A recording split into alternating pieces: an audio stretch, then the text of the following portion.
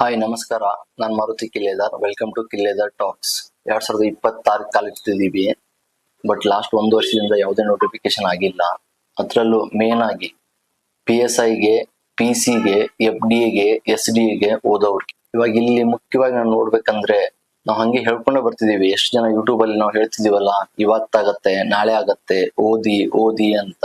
But ಇವತ್ತಿನ reality ಮಾತಾಡ್ಬೇಕಂದ್ರೆ ಇನ್ನೂ ಆಗ್ಲಿ FD ಆಗ್ಲಿ, SD ಆಗ್ಲಿ, PC ಆಗ್ಲಿ, ಇದು ಯಾವುದು ಏಪ್ರಿಲ್ ತನಕ ಎಕ್ಸಾಮ್ ಆಗಲ್ಲ. ಮಾರ್ಚ್ ಅಲ್ಲಿ ಏನ್ ಬಜೆಟ್ ಮಂಡನೆ ಆಗುತ್ತಲ್ಲ, ಅದಾದ ನಂತರ ನೆಕ್ಸ್ಟ್ ಏನಾದ್ರೂ ಇದ್ರ ಬಗ್ಗೆ ನೋಡ್ಬೋದು ನಾವು.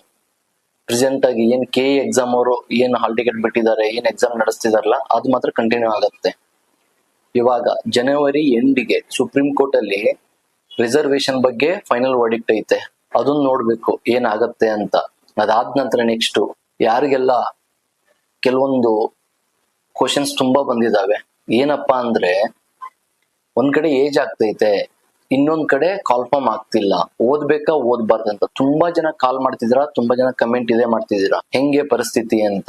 ನಾನು ನಿಮ್ಮ ಹತ್ರ ಸುಳ್ಳು ಹೇಳಕ್ ಹೋಗಲ್ಲ. ನನ್ನ ಪ್ರಕಾರ, ಲೆಕ್ಕ ಹಾಕಿದ ಪ್ರಕಾರ PSI ಇನ್ನೊಂದ್ 6 ಮಂತ್ ಆಗ್ಬೋದು. ಯಾವ್ದಕ್ಕೆ?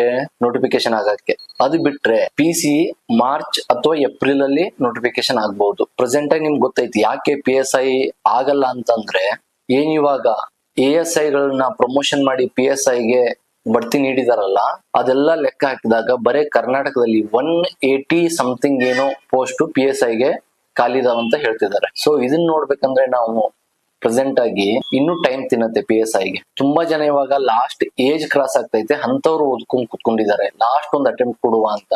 ಅವ್ರಿಗೆ ನಾನು ಹೇಳಕ್ ಇಷ್ಟಪಡ್ತೀನಿ, ಏಜ್ ಕ್ರಾಸ್ ಆಗೋ ತನಕ ಆದ್ರೂ ಓದಿ. ಅದ್ರ ಒಳಗಡೆನೆ ಏನಾದ್ರೂ FDA SDA ಬಿಟ್ರೆ ಸ್ವಲ್ಪ ಕಮ್ಯುನಿಕೇಶನ್ ಪೇಪರ್ ಓದ್ಕೊಂಡ್ಬಿಟ್ಟು ರೆಡಿಯಾಗಿ, ಅದ್ ಬಿಟ್ರೆ ಬೇರೆ ಆಪ್ಷನ್ಸ್ ಇಲ್ಲ. ಇಲ್ಲ ಅಂದ್ರೆ ಬ್ಯಾಗ್ ಪ್ಯಾಕ್ ಮಾಡ್ಕೊಂಡು ಮನೆಗೆ ಹೋಗಿ ಬೇರೆ ಜೀವನ ಕಟ್ಕೋಬೇಕು. ಇದೇ ಇರೋದು ಆಪ್ಷನ್ಸ್. ಗೊತ್ತಿಲ್ಲ 2026 ನಮ್ಗೆ ಒಳ್ಳೇದಾಗತ್ತೋ ಕೆಟ್ಟದಾಗತ್ತೋ ಅಂತ. ಬಟ್ ನಾನ್ ಹೇಳೋದೇನಂದ್ರೆ 100% ಒಳ್ಳೇದಾಗತ್ತೆ. 2026 ನೋಟಿಫಿಕೇಶನ್ ಆಗ್ತವೆ. ಯಾವುದೇ ಇರ್ಲಿ, FD ಇರ್ಲಿ, SD ಇರ್ಲಿ, ಶಿಕ್ಷಕರದ್ದು ಇರ್ಲಿ, ಯಾವುದೇ ಇರ್ಲಿ. ಇವಾಗ KS ಅಷ್ಟೇ, ತುಂಬಾ ಜನ ಕೇಳಿದ್ದಾರೆ KS ಆಗತ್ತಾ, ಇದು ಏನು. ಲಾಸ್ಟ್ ವಿಡಿಯೋದಲ್ಲಿ ನಾನು ಹೇಳಿದ್, ಬಜೆಟ್ ಅಲ್ಲಿ ಮೊನ್ನೆ ಅಧಿವೇಶನದಲ್ಲಿ ಹೇಳಿದ್ರು ಒಂದು 20 ದಿನದಲ್ಲಿ ನಾವು KS ರಿಸಲ್ಟ್ ಬಿಡ್ತೀವಿ ಅಂತ. ಬಟ್ ಯಾವ ರಿಸಲ್ಟ್ ಬಿಟ್ಟಿಲ್ಲ.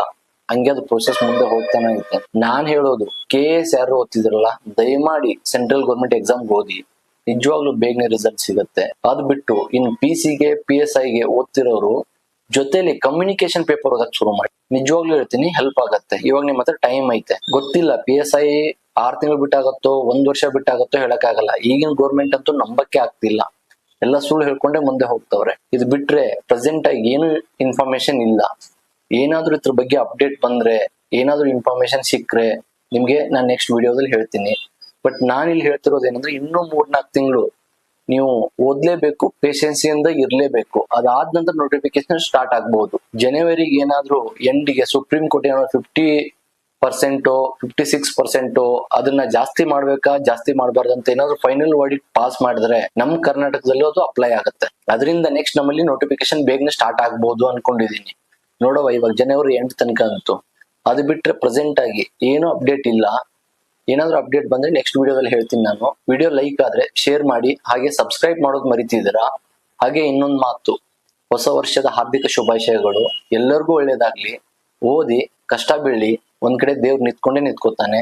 Thank you.